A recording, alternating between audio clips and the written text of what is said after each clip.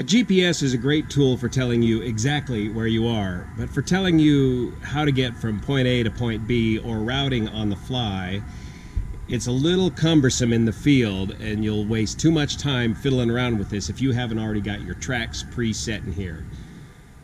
Learning all about your GPS on your adventure is the wrong time to learn how to use your GPS. Practice with it at home and on local adventures until you can work with it very quickly out in the field.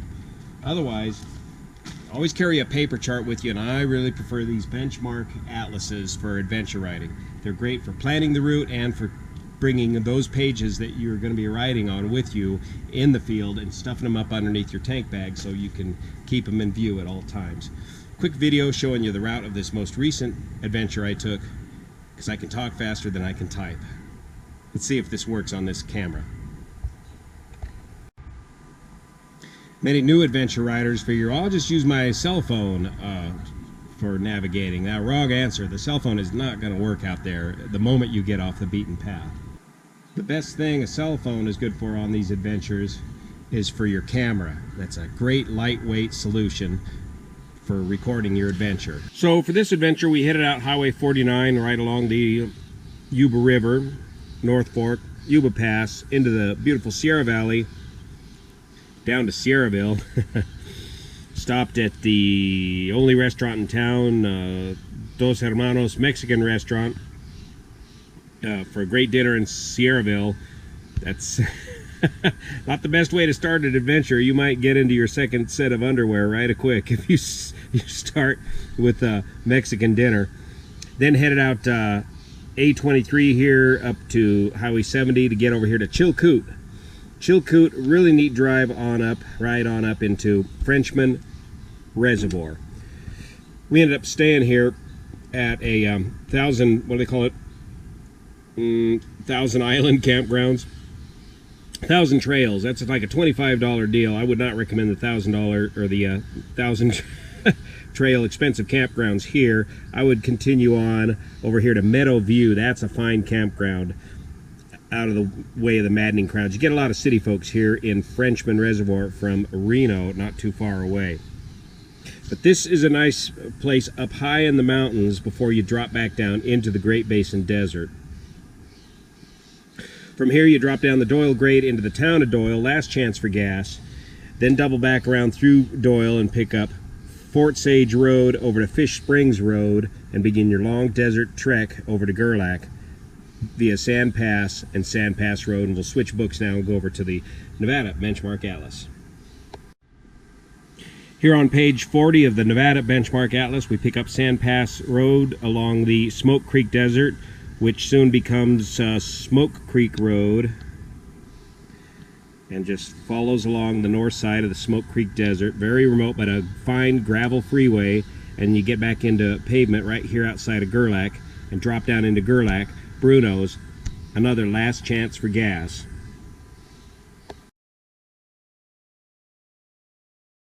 Italian native Bruno Selmy has been running Bruno's Country Club, the gas station, and the motel here in Gerlach for over 50 years, and has just recently passed away at age 94 this last May. Out of Gerlach, what is this, Highway 34 towards Soldier Meadows. Hang a right here on Soldier Meadows Road. Get on another gravel freeway with some washboard, some rocks, and the occasional wash along the way, and follow along the west side of the north end of the Black Rock Desert. There's only 2 or 3 ranches you're going to pass until you get all the way on up to Soldier Meadows, about 60 miles down the road. Soldier Meadows Road, eventually to Soldier Meadows Ranch, the hot spring located just to the left, and the ranch to the right. You'll see the little oasis in the middle of the desert. You can get water but no gas available at Soldier Meadows. They still take guests there if you call them in advance. Look them up online. Named Soldier Meadows after the original Fort McGarry, located here in 1865, this fort was originally up at Summit Lake.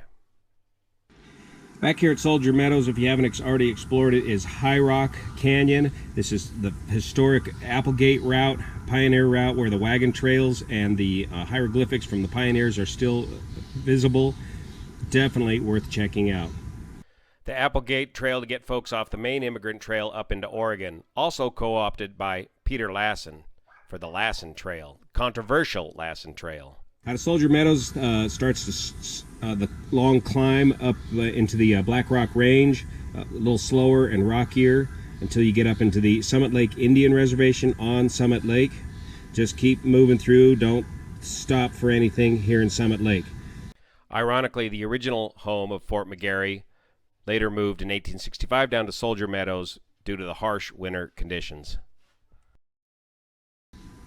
You'll come to the T intersection. Badger Mountain comes in from the left. You're going to want to hang a right. You'll see a sign right here for Denio this way. We took a straight east on through Stanley Camp on into that old cabin, and then right about here hang a left on Crane Creek Road. Now this is the adventurous way to get up to Knott Creek Reservoir. The easy way is just follow the signs to Denio and pop up into Knott Creek Reservoir. But the fun way is to take this Crane Creek Road over to Cove Camp and then pick up 2014 Forest Road on right into Knott Creek Reservoir. And this is where it gets fairly technical right in here. And you're up very high elevation. Well, you're up in 6,500 feet up in here. And that's where we did that great camp out and huge fishing, huge rainbow and tiger trout located there in Knott Creek Reservoir, not too far out of Denio, Nevada. By the way, this entire route could be easily done by truck. Four-wheel drive in some places, like up here.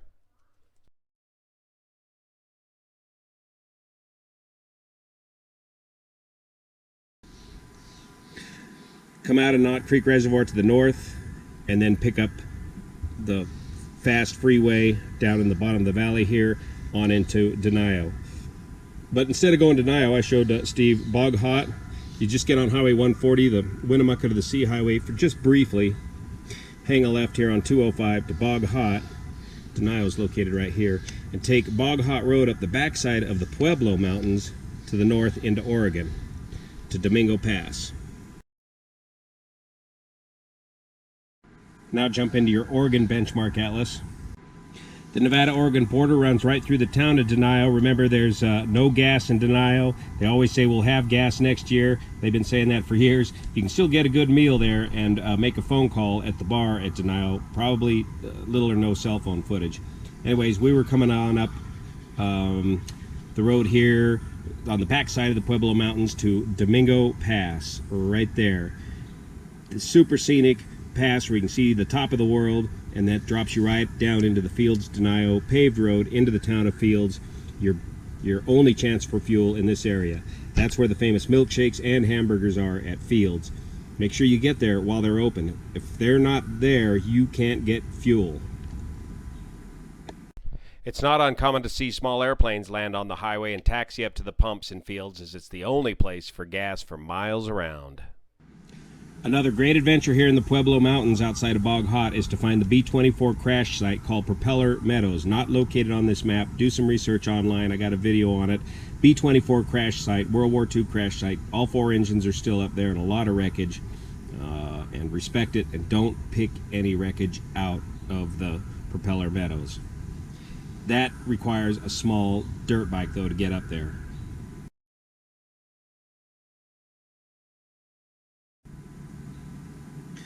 From Fields, Steve peeled off White Horse Ranch Road to Idaho, and I started my big loop into the Steens. Another point of interest outside of Fields is the Alvord Desert and Alvord Hot Springs. This whole East Steens Road is a great ride. But this time I took off the Catlow Valley Road and headed on up towards French Glen to see the Steens from the west side. On page 90 and 91 of your Oregon Benchmark Atlas is the Steen Mountains and the Steen Mountain Loop.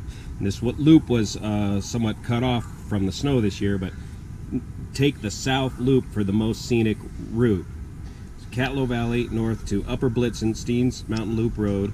And this is probably, I don't know, 30 miles or so back up into here, right to this point where you can get those stunning views of Big Indian Gorge and Little Blitzen Gorge right here. Double back down and head on into French Glen. And hopefully the kitchen's open. You can get a bite to eat there. Great little place to stay too if you can get a room.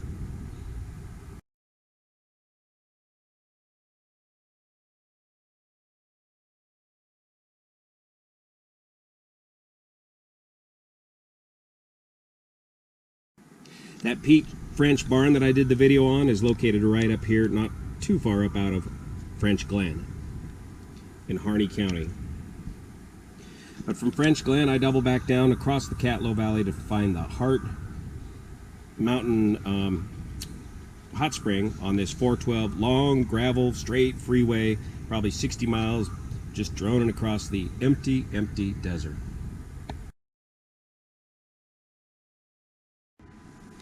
Along this road, you'll eventually get to a ranch, and then finally the Hart Mountain National Antelope Refuge headquarters, the old stone buildings. If you go straight through, you'll end up going down into Plush, Oregon, but if you hang a left, you'll come up here to the hot springs, not too many miles down the road a piece, into a beautiful bowl right at the base of the Hart Mountains. This loop was closed due to flooding and bad weather over the winter, so I just doubled back down the next morning down the Warner Valley Overlook. That's where you get that tremendous picture looking at the old Warner Lake area, and then double back down into Plush, Oregon, located right here.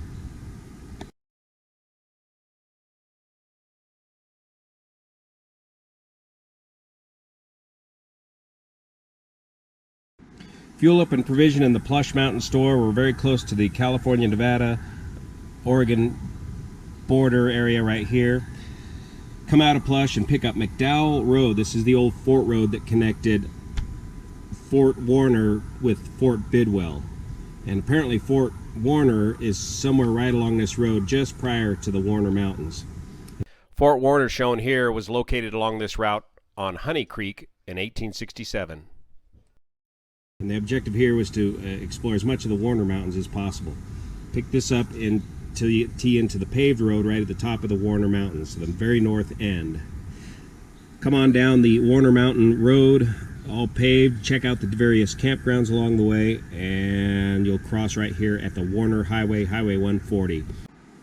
Highway 140 that connects Lakeview, Oregon with Adel, Oregon, and continues on to Winnemucca, Nevada. Cut straight across the highway here and remain on 3915, the main Forest Service road through the top of the Warner Mountains. Nice, cool elevation up on top. And check out all the different campgrounds along the ways and the creeks. That's where the good brook trout fishing is. Mud Creek, Willow Creek, Dismal Creek. And then right about here at 3915, I wanted to peel off and stay up in the high country, but it was all snowed in up here. So that forced me back down to Fort Bidwell, or Bidwell, California, via Barley Camp Road, Long Canyon Road, and down to Surprise Valley Road into California. Coming out of the high mountains back into the high desert, turns into Surprise Valley Road, or Forest Service Road number 1, into historic Fort Bidwell, California. And I would have rather liked to stay up here in the higher country of the Warner Mountains, but I'm running out of time at this point because I want to get down here to Stroh Reservoir outside of Cedarville for some more great trout fishing. So I just stay on the paved road on down into Cedarville. Fuel is available at Cedarville. No fuel at Fort Bidwell. Fuel up here and just pop up the pass to Stowe Reservoir, and lots of great trout fishing in this very small reservoir.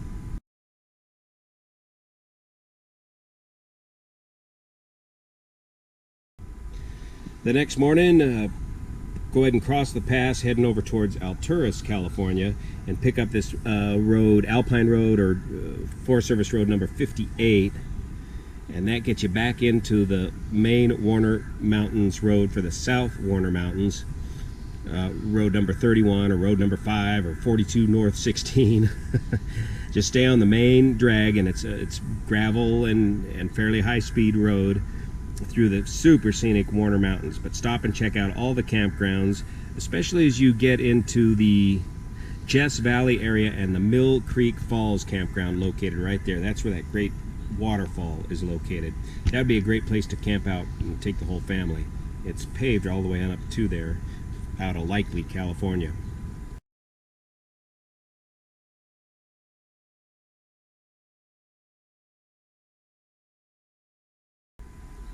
Jess Valley, continue on down, work your way down into Blue Lakes Road. And this is where things get a little confusing.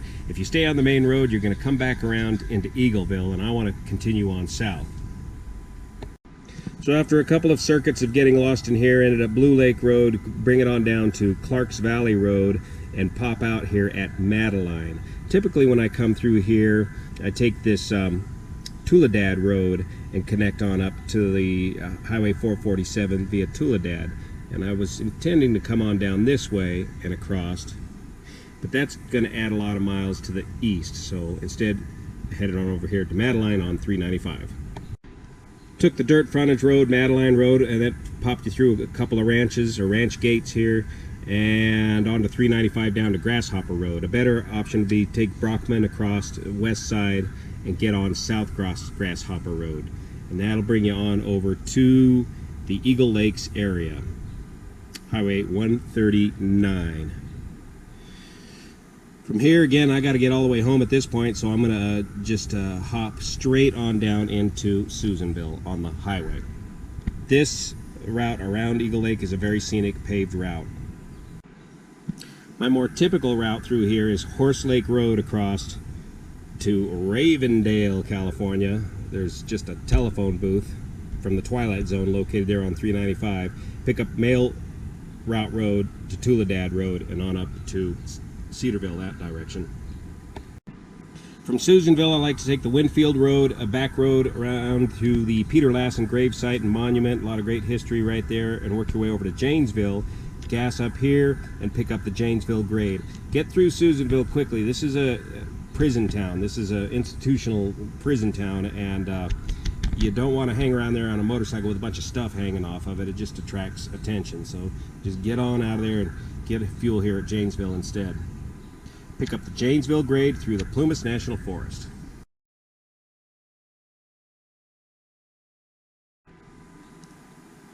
Janesville grade right away gets you back up into the high country of the beautiful Plumas National Forest. It's a little confusing back in here. Stick to your GPS, stick to the main road, and though it indicates paved, it's quite potholed up through here. Work your way all the way back down into Beckworth. But you can take any number of routes through Antelope Reservoir, through beautiful Genesee, California, come on over to Quincy, or you can come on down around Lake Davis area. This is your fairly most direct route. Nice and remote. Drop right down into Beckworth. And from Beckworth, I just hauled on home right back the way I came, down the 823 and Highway 49 and back on home for 1,000 miles in 5 days. Now get out there and create the backcountry adventure of your choice. And remember too to support your backcountry suppliers, places like Field Station or Bruno's in Gerlach or the Plush Mountain Store. These tiny small mom-and-pop operations are always struggling to survive through the long cold winters and rely on your support when you come through town. And also your comfort and survival to some extent is aided by them being open in the backcountry. And remember too to always support public access to public lands. See you here. Yes? It's just a shock reservoir. Keep scrubbing.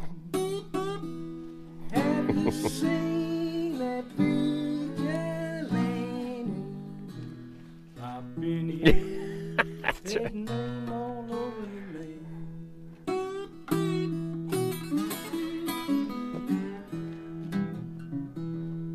Rainy night.